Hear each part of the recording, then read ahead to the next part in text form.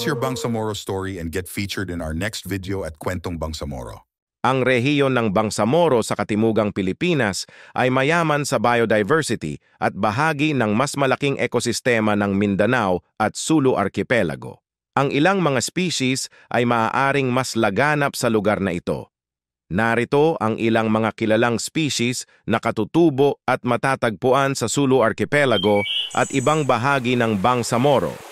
Ang Sulu Hornbill ay isang critically endangered na uri ng ibon na may itim at puting katawan at malaking baluktot na tuka.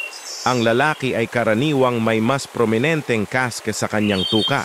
Ang ibong ito ay matatagpuan lamang sa Sulu Archipelago, Philippine Cockatoo.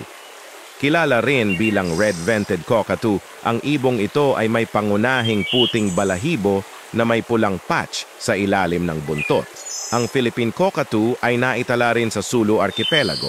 Ang presensya nito sa Bangsamoro ay nagdaragdag sa natatanging avian diversity ng rehiyon.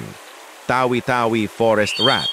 Ang species ng daga na ito ay kilala sa kanyang natatanging pisikal na katangian kumpara sa ibang mga species ng daga.